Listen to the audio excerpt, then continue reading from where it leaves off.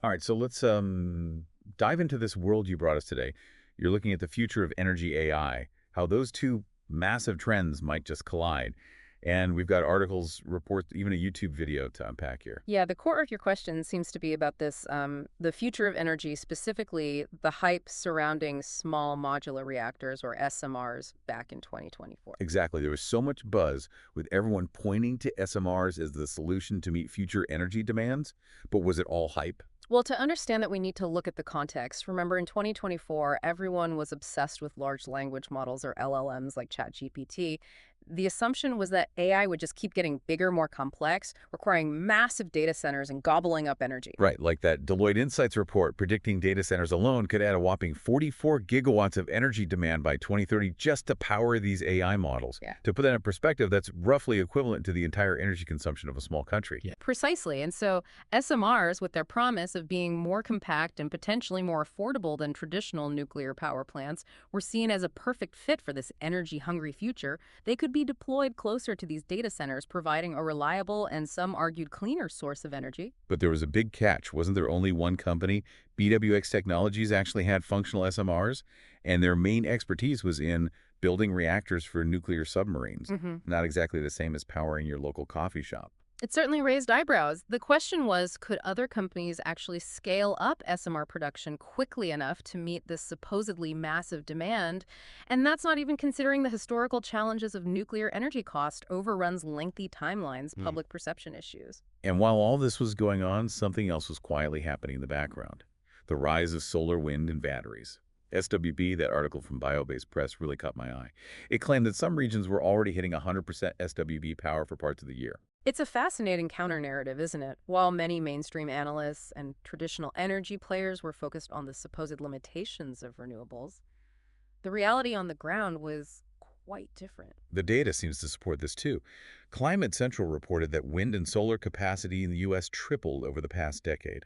And the EIA forecasts that solar and wind will continue to lead power generation growth for the next 2 years, with solar really taking off thanks to capacity additions and those favorable tax credit policies. It paints a picture of a very different future than the one dominated by SMRs, and this brings us to another twist in your deep dive: the potential for AI itself to become dramatically more efficient. Ah, yes. Versus AI and their genius platform, their CEO laid out a really intriguing vision in that YouTube video.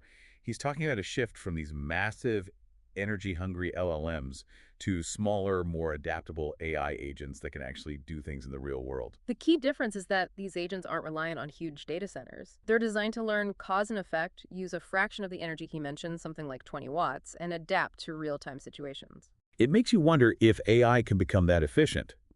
Does the whole SMR narrative even hold up anymore if the anticipated energy demand from AI doesn't materialize? Why the rush to build all these reactors? That's the million-dollar question, isn't it? And this leads us to the concept of the Great Stranding. This report argues that we could be on the verge of a massive shift in the energy landscape, one where conventional energy assets like coal, gas, and even traditional nuclear could become obsolete. It's a bold claim. So who stands to win and who might lose out in this scenario? And what does it all mean for you, the listener, as you navigate this rapidly changing world? Let's unpack those questions right after a quick word from our sponsor. Just kidding, we don't have any sponsors yet. But hey, if you're listening and you want to support this deep dive, let us know. Anyway, back to the SMRs and whether they really lived up to the hype in 2024. Yeah, with all this talk about them being the answer to AI's energy needs, I'm curious to see if they actually delivered. Well, the reality is a bit more nuanced. While there was a lot of buzz around SMRs, very few projects actually got past the planning stage. That IEFA report we have here was pretty critical. They argued that cheaper and faster to deploy renewable technologies like solar, wind, and batteries could make SMRs obsolete before they even got off the ground.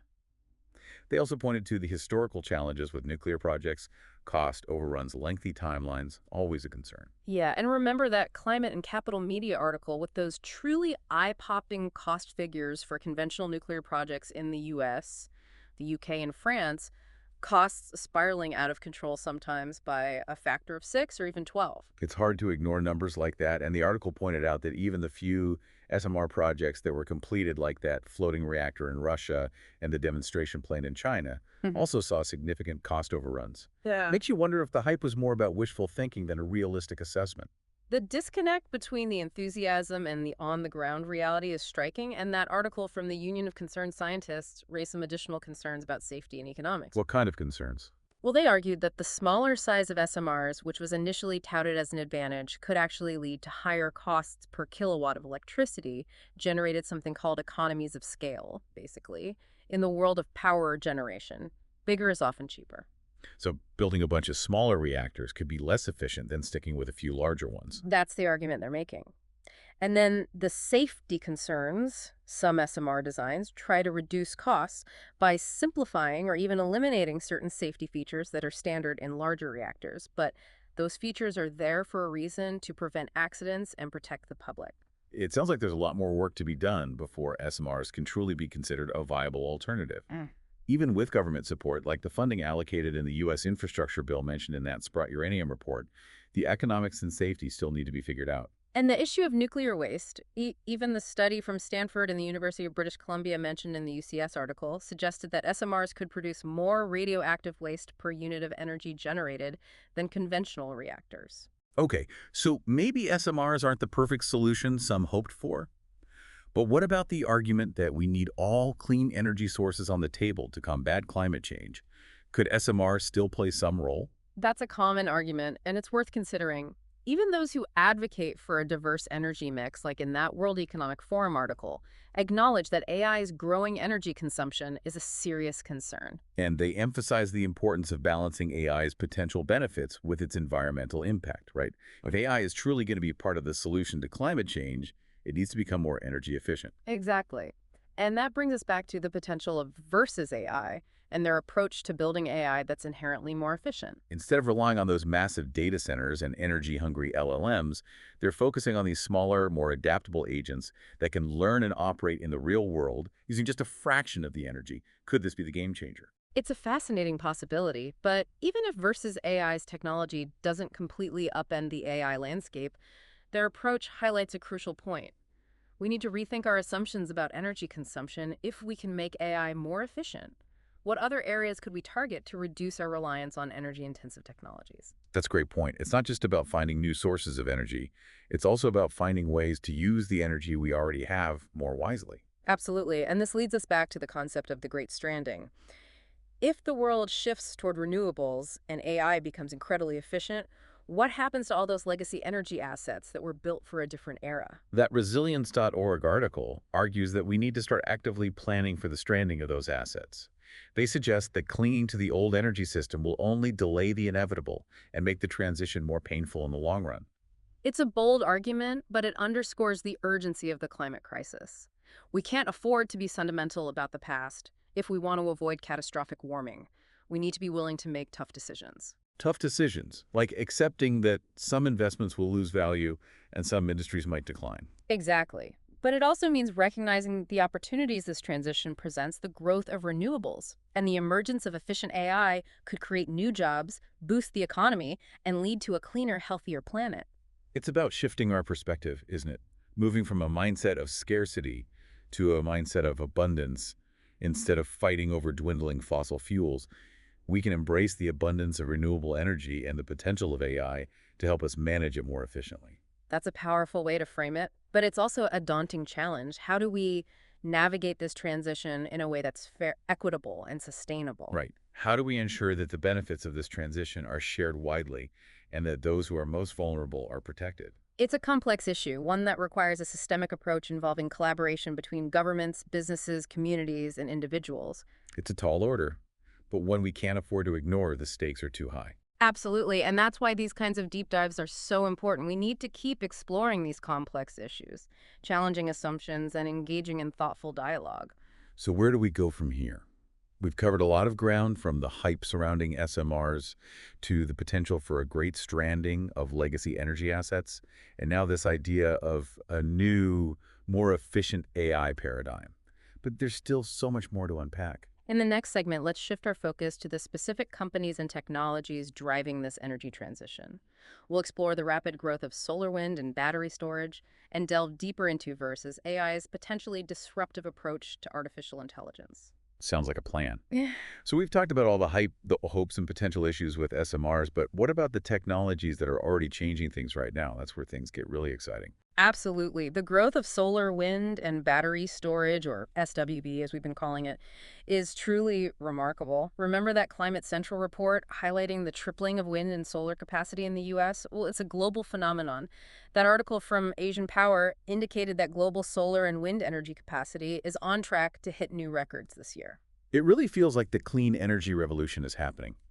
And it's not just about the environment, right? The economics are making more and more sense. Exactly. The EIA forecast we discussed earlier predicts solar and wind will dominate power generation growth for the next 2 years, with solar leading the charge. This is largely due to the increasing capacity of solar installations and those favorable tax credit policies. And don't forget about battery technology. The cost of batteries has been falling dramatically, making energy storage more viable and affordable. It's like that article from Mining Stock Education said the battery market is set to explode by 2029, a $22 billion jump, all about demand from microgrids, electric vehicles, even AI applications. It's all interconnected as renewables become cheaper, more reliable, and as battery technology advances, they become more attractive to utilities, businesses, and even homeowners. It all circles back to that bio-based press article claiming some regions are already achieving 100% SWB power. It really highlights how fast this transition is happening, faster than a lot of folks might realize. It's a powerful reminder that the future is often closer than we think. And this brings us back to Cusson.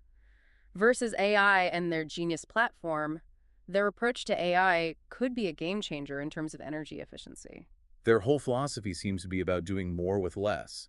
Instead of relying on those energy-hungry LLMs, they're building smaller, more adaptable AI agents that can learn and operate in the real world using a fraction of the energy. It's a fundamentally different approach to AI, and it could have ripple effects throughout the entire tech industry. If their predictions about the end of the exponential era for LLMs are right, we might see a dramatic shift in how AI is developed and deployed with a much greater emphasis on efficiency. Imagine a world where AI is not only powerful, but also incredibly energy efficient.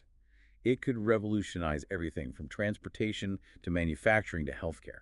It certainly challenges the assumptions underlying the SMR hype of 2024.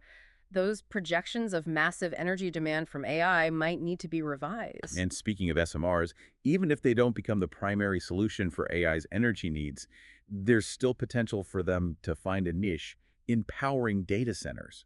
That article about tech companies exploring SMRs for their data centers suggests there's some interest there. It's possible, but it's important to remember that those same companies are also investing heavily in renewables. They're not putting all their eggs in one basket. And as we've discussed, the economics of SMRs are still pretty uncertain. They haven't really proven themselves as a cost-effective alternative, and that historical track record of nuclear projects is a bit daunting.